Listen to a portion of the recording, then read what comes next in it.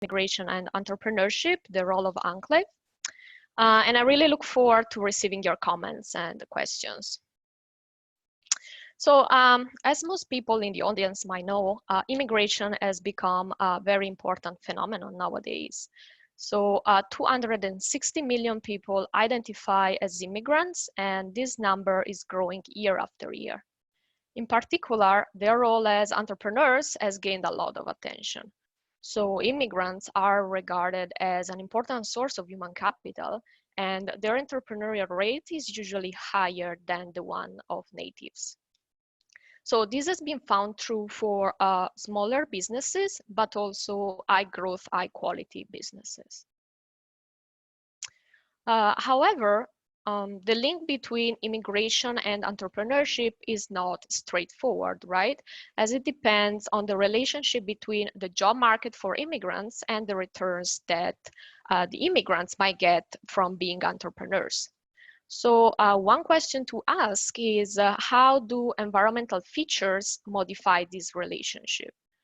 And one specific feature that seems to be particularly important for immigrants is the presence of other immigrants, that is the presence of enclaves, which have been found to play a role in immigrants' economic outcomes by different types of literatures.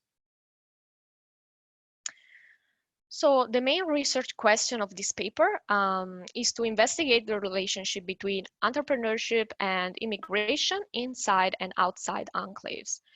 In case this relationship is different, I will try to shed light on the mechanisms that are responsible for this. So you might ask, why do we care? Why is this relevant? Well, providing an answer to these questions is relevant not only for governments that, of course, would like to tap into immigrants' potential, but it also very important for new entrants and incumbent firms.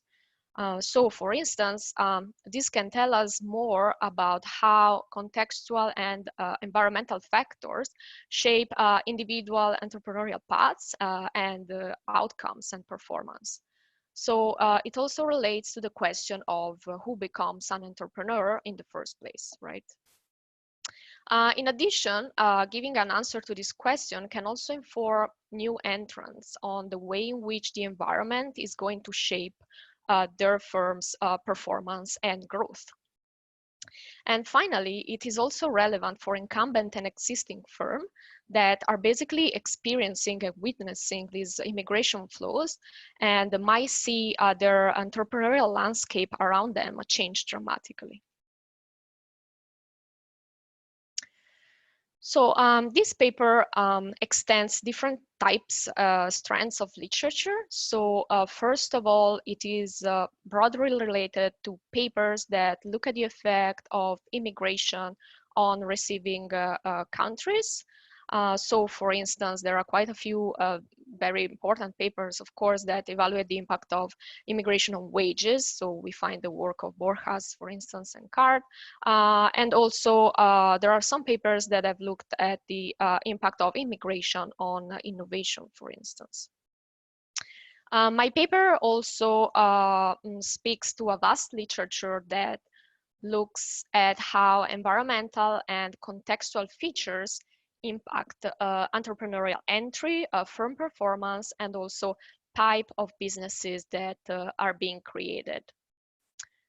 Finally, we also find quite a few papers that are actually focusing on enclaves, and they look at the impact on enclaves on immigrant-based firms. So for instance, we find some papers that have looked at wages and some have looked at self-employment levels of immigrants. However, there are still some things that we don't know from existing literature. So for instance, we still don't know how the presence of an enclave influences the attraction towards entrepreneurship or employment, and what is specifically about enclaves that promotes one or the other. So if we imagine to be newcomers to a country, we will probably face two options. become entrepreneurs, or find an employment and be employees. In theory, one should pursue entrepreneurship if the returns from it exceeds the returns from employment. There are quite a few ways in which the presence of enclave might impact this magnitude in theory. So, for instance, the first mechanism that I identify is related to economies of agglomeration and social networks, broadly defined. So it might be that in enclaves, it's easier to get access to information about business opportunities. It might be easier to access the value chain, so getting inputs and capital at a good price. At the same time, these channels might also convey information about jobs and employment opportunities, so that it's actually easier to get in contact with prospective employers and vice versa. So when considering this mechanism, it's not clear ex ante which of the two main aspects will prevail at the end. And also, it might be that enclaves are already hosting a significant number of immigrant-run firms. And the research tells us that immigrants tend to specialize in a subset of industry usually. So the competition might be high and might actually discourage newcomers to open up their own companies if there are already too many in the same sector. Finally, one last mechanism that has been studied by the literature about immigrant entrepreneurship is discrimination. And it is related to the block entry hypothesis, which was first advanced by Light. So the block entry hypothesis will predict that immigrants will be more likely to become entrepreneurs because they are discriminated on the labor market. So when we think about how enclaves might play a role here, we could argue that immigrants might be less discriminated in enclaves. So for instance, it might be that employers in enclaves don't actually have a taste for discrimination, meaning that they're not actually willing to pay more in order to avoid being in contact with foreigners. And also, they might not perceive differences in productivity because of prejudice, basically. So overall, this makes it more likely for immigrants to be employed in enclaves rather than be entrepreneurs. So let me tell you a little bit about my setting. I will conduct my analysis exploiting the European Union enlargement event. And in particular, I'm going to focus on the effect of Polish immigration in Great Britain. And I will explain later why. This immigration wave was especially relevant because it's the biggest immigration wave experienced by Great Britain. It was also not anticipated. So the British government estimated the arrival of roughly 30,000 people, but eventually more than 1 million arrived in the next few years. From a methodological point of view, it's also very useful because it represents an exogenous pool that helps in a way with the endogeneity of the migration timing. So you might ask, why Great Britain and why Polish immigration? So consider the initial set of the European Union member countries in 2004, so before the accession event. With EU accession, 8 new countries from Eastern Europe joined the Union, meaning that they could have free access to the European labor market. So you can see them here in yellow, and Poland is the biggest country, as you can see. However, at the end, only 3 countries decided to open their borders in 2004. So all the other countries decided to resort to transitional provisional clauses, and basically they were allowed to delay the opening of their own labor markets for a few years. So the UK here was the largest labor market available, and it was the main target of the immigration wave. As a matter of fact, more than 80% of immigration coming from these new countries was directed to the UK. And this immigration came predominantly from Poland. So this graph is showing you the immigration flows from the most relevant Eastern countries every semester. And you can see the importance of Polish immigration here on the total number of immigrants, especially when we consider the initial years after the enlargement event. So the Polish immigration flow is also apparent when considering Polish entrepreneurship before and after the accession. So before 2004, we have some scattered Polish businesses. So they are pictured as red dots in the maps. So before the accession, you can see them that they were mainly concentrated in the London area. And after the accession event, we find a surge of Polish businesses in almost all urban centers. When looking at the spatial distribution of Polish immigration, which is shown in the map on the right, we can see how immigrants are quite dispersed throughout Great Britain. And also, compared to the presence of Polish population before the accession event, we can see that there is not a great correlation between the two maps overall, meaning that the new immigrants do not tend to move into enclave areas as much. So let me tell you a little bit about my data. So the entrepreneurship data comes from a new data set of UK incorporations. These data include the population of all incorporations in Great Britain from 1995 to present. This data set has several advantages with respect to the usual data set used in immigrant entrepreneurship research. So the first main advantage is that it includes information about founders' nationalities. So I can precisely identify immigrant-based firms in my data. And this is a big contribution, in my opinion, as the immigrant entrepreneurship literature has always struggled to identify precisely immigrant-based firms. The second advantage of the data set is that all incorporations are present. So they're not self-selected on quality, survival, financials, or number of employees, like it happens in a lot of data sets. And finally, the data also include financial information, which will be useful in the last part of the paper. So let me describe in more details the variable that I'm going to use. I will define a Polish firm as a firm that has at least one Polish founder in the founding team. And I will conduct my analysis at the local authority district level. So there are 380 of these areas in Great Britain, and they have an average population of 170,000 people.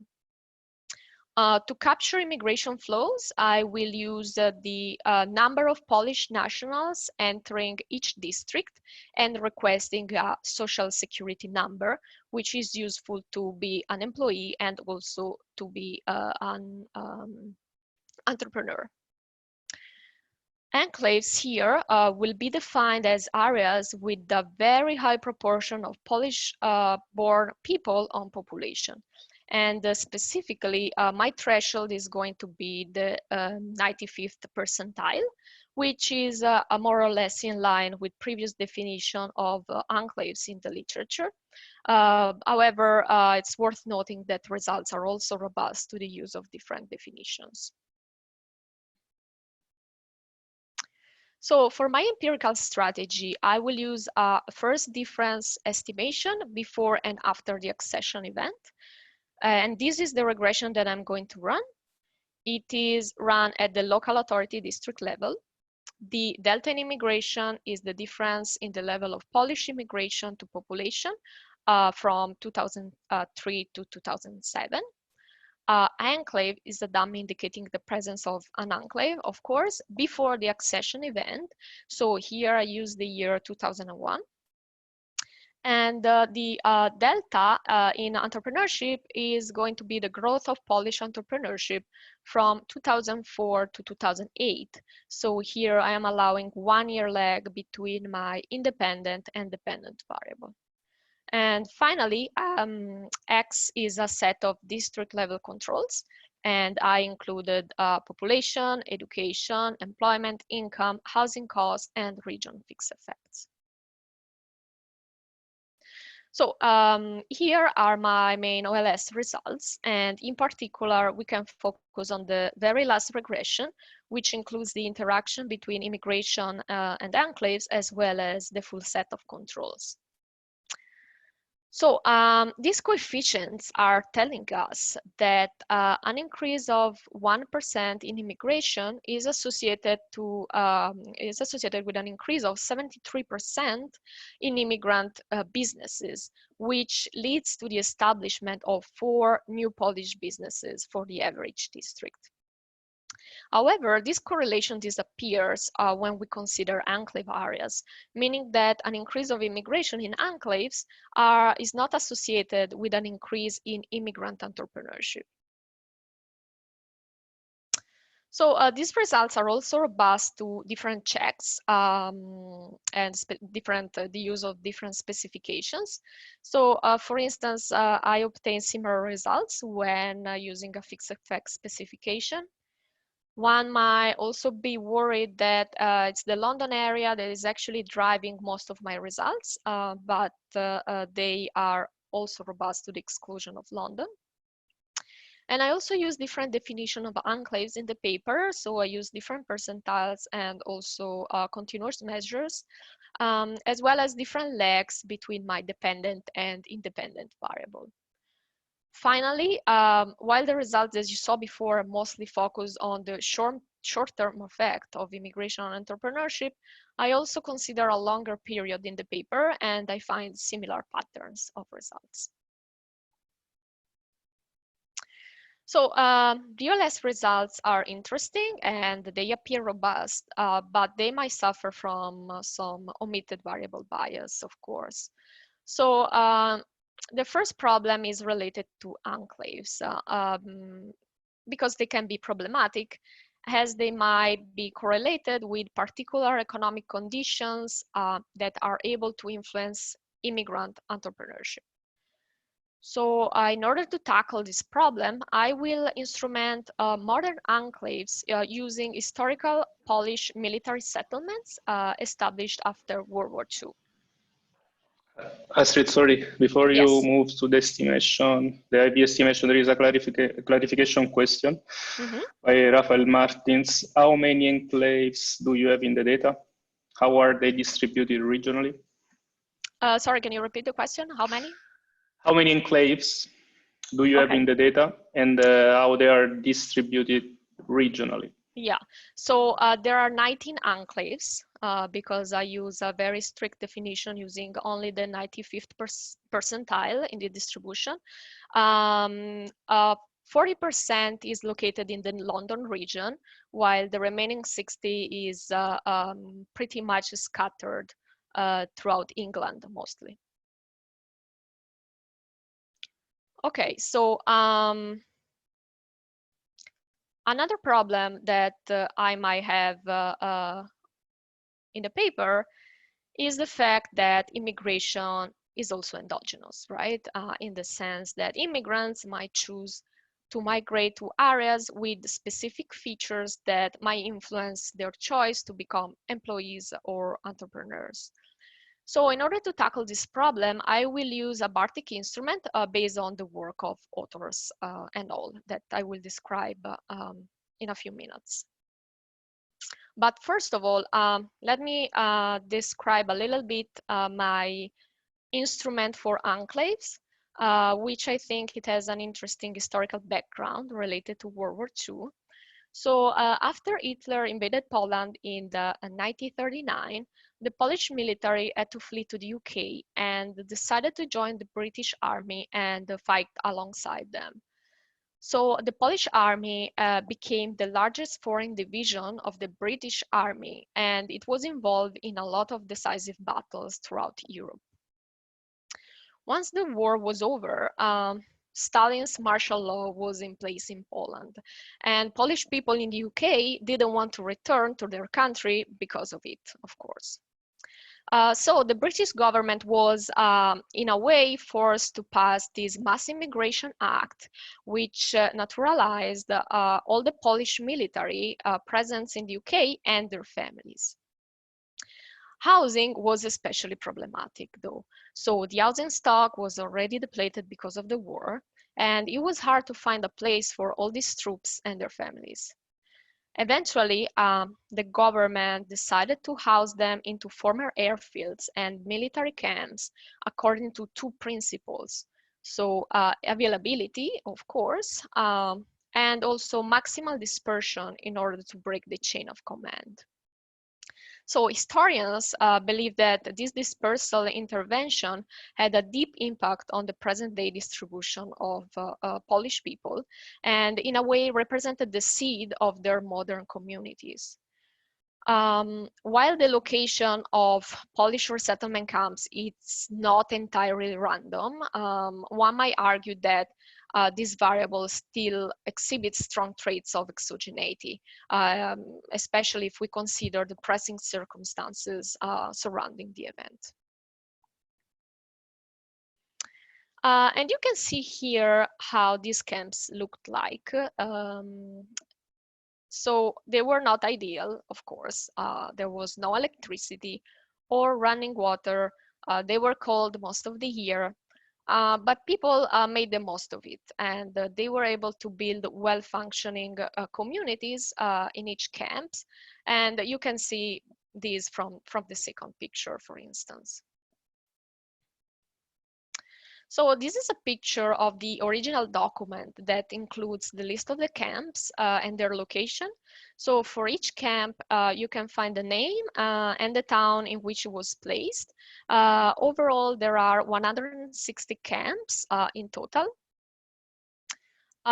which are located pretty much throughout Great Britain. So you can see here a map with the camps and the current areas that are rich in Polish people nowadays, well, in 2001, right before the accession event. So there is overall a general correspondence, but one should also consider that after some years, so around 1955, the camps progressively closed and the occupants migrated to the closest cities in order to find new houses and places to live. So to account for this migration, I build a gravity-based variable that consider the position, the number of camps, and also the features of close-by districts, which might attract camp occupants to the cities. So I consider the percentage of foreign residents as a good proxy for the attractiveness of that area on the occupants. So this is represented by the variable called pulvar that you see there in the formula. So we also find a few other elements. So distance here is the distance between each camp and each district. And beta is a coefficient that penalizes distance so that locations that are farther away from camps would get a lower predicted immigration. So just to give you an example on how this actually works in practice. So consider the southwestern region of Great Britain. So you can see the position of the World War II camps in the figure on the left, which are the red dots, while the figure on the right represents the result of the immigration adjustment that I explained before. So you can see how cities such as Swindon, Bath, Bristol will score pretty high on the IV because they are surrounded by a lot of camps. Instead, see for instance Plymouth. So despite being a potentially attractive city with a pretty good share of foreigners, the lack of camps and the distance from the camps doesn't really allow it to score high on the IV. And so after this adjustment, the IV resembles much more the modern distribution of Polish residents in 2001, which you can see in the figure on the right. So as mentioned before, another endogenous element in my regression is the immigration flow.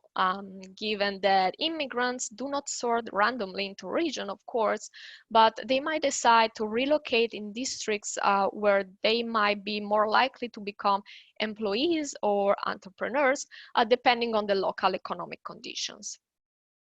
So to deal with this, I'm going to use a Bartik instrument based on the work of authors and co-authors. The intuition of this instrument is that immigrants might be more likely to be employed in specific occupations, and that localities where the importance of this occupation is higher might be more attractive to immigrants. So, for instance, imagine you have two groups of immigrants which are specialized in occupation A and B respectively, and you have two areas which are historically rich of jobs in these two occupations. So the rationale of this instrument is that immigrants specialized in occupation A will be more likely to choose area 1, while immigrants specialized in occupation B will choose area 2. And more formally, here you can see the exact formula of this instrument. So it is made up of two ratios. So the first one considers the historical numbers of employees in occupation J on the total employment of the locality. So this gives us the importance of that occupation in the region. So in a way, it's a measure of exposure. I use figure from 1991 here to make sure that they will be unrelated to subsequent shocks in the labor market. And the second ratio is telling us the propensity of Polish immigrants to be employed in that occupation. So I will use the growth of Polish immigrants in each occupation before and after the accession event. In order to make it as much exogenous as possible, I will not consider Great Britain, but I will use a comparable country that is Ireland. So Ireland here works really well because it's quite similar to Britain, more or less, and they also opened the border in 2004, so just like Great Britain. So let me show you my instrumented results. Again, the overall pattern of the results is confirmed, and the coefficients are now much higher, suggesting that there was indeed a bias in the OLS. And of course, most probably due to the fact that immigrants were locating in areas where it was more likely for them to find unemployment. So the coefficients now are telling us that an increase of 1% in immigration increases the number of Polish businesses by 195%. So this might seem an extremely high number, but keep in mind that it translates to the establishment of 10 new Polish firms for the average district. Okay, so the main results seems to be confirmed also when we use the instruments, but what can explain this? So before I talked to you about three main mechanisms. So we had agglomeration and social networks, which are predicted to have an ambiguous effect on entrepreneurship and employment levels in enclaves. We had market saturation, which predicted an increase of employment levels in enclaves. And we also had blocked entry and discrimination, which predicted an increase in the employment level in enclaves as well. So I will try to understand which of these three mechanisms drive the results that we saw before. So in order to do so, I will run the same regression as before, but this time I will split enclaves in two groups. One group scoring low and one group scoring high on the variable that capture each mechanism. So you can see the formula here. So if I find a difference in the beta 4 and beta 5 coefficients, this means that the mechanism is likely to play a role in the explanation of the main results that we found before. So for all three mechanisms, I try to identify some measure that might do a good job in capturing each of them. So in order to capture agglomeration and social networks, I will use the spatial concentration of Polish people within districts. So you can see here a couple of examples. So the figure on the left shows you a district where the percentage of Polish-born people is constant for each neighborhood. So this district will have a spatial concentration value of 0. And this is clearly a made-up case, as district where immigrants are perfectly dispersed that doesn't really exist. But just to give you an example. Instead, the figure on the right shows you a district where Polish people are concentrated in 5-6 neighborhoods. So the value of spatial concentration here will be positive and much closer to 1. So the rationale of using this measure to capture social networks and agglomeration is that people living closer together might have more chances to form ties. So the second mechanism is market saturation. And in order to capture it, I will try to identify districts that have a high ratio of local firms on total number of firms. So local firms are defined as firms that provide goods and services to a restricted local market, and thus they're going to compete almost exclusively with firms that are located nearby. So you can think, for instance, about restaurants and retail shops and this type of businesses. So we can expect that districts with high ratio of local firms might be more competitive for prospective entrepreneurs. And so these new immigrants might find actually paid employment instead of deciding to opening up their own businesses, giving the strong competition. And finally, I will look at immigrant unemployment to capture discrimination and blocked labor market. So the rationale here is that areas with high discriminations should have more unemployed immigrants, as it should be supposedly harder to find employment. Okay, so these are the three regressions that test the three mechanisms using the measures that I just presented. And these are the coefficients of interest, so the beta 4 and the beta 5 in the formula. So you can see them highlighted here. You can see how coefficients are similar for enclaves with the high and low competition and agglomeration. However, we find a significant difference when we examine the coefficients of blocked entry. So these coefficients are telling us that we observe a decrease in entrepreneurship only in areas with low discrimination, suggesting that perhaps immigrants are more likely to be employed in areas with low discriminations. And I now turn my attention to performance. That is, I try to check if there are performance differences in firms outside and inside enclaves. In order to do so, I ran a simple regression at firm level using two main outcome variables. I'm going to use survival and financial growth. I will include a set of firm-specific controls and also the usual district-specific ones that I used in the previous regressions. So you can see here the Kaplan-Meier estimates of survival. This graph is telling us that firms established in enclaves tend to live significantly longer than firms outside enclaves.